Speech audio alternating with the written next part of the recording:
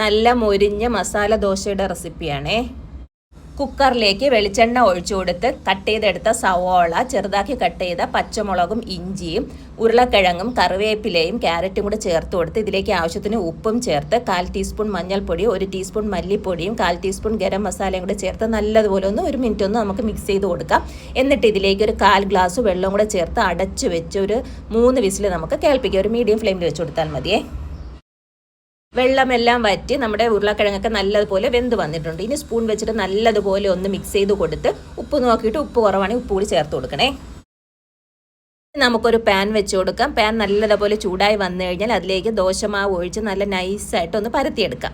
എന്നിട്ട് നമുക്കിതൊന്ന് നല്ല ചൂടായി വരില്ലേ, ആ സമയത്ത് നമുക്കിതിൻ്റെ മുകളിലേക്ക് നെയ്യ് ചേർത്ത് കൊടുത്ത് നല്ല മുരിഞ്ഞ് വരണം. മുരിഞ്ഞ് വന്നതിന് ശേഷം നമുക്ക് റെഡിയാക്കി വെച്ചിരിക്കുന്ന നമ്മുടെ മസാല ചേർത്ത് കൊടുക്കാം. എന്നിട്ട് ഒരു അര മിനിറ്റ് എങ്ങാനും മതി. അങ്ങനെ വെച്ച് കൊടുത്തതിന് ശേഷം നമുക്കിതൊന്ന് മടക്കി എടുത്തു കഴിഞ്ഞാൽ വളരെ ടേസ്റ്റി ആൻഡ് ക്രിസ്പി ആയിട്ടുള്ള മസാല ദോശ റെഡി. എല്ലാവരും ഒന്ന് ട്രൈ ചെയ്ത് നോക്കണം. നല്ല ടേസ്റ്റാണ് ഇത് കഴിക്കാനായിട്ട്.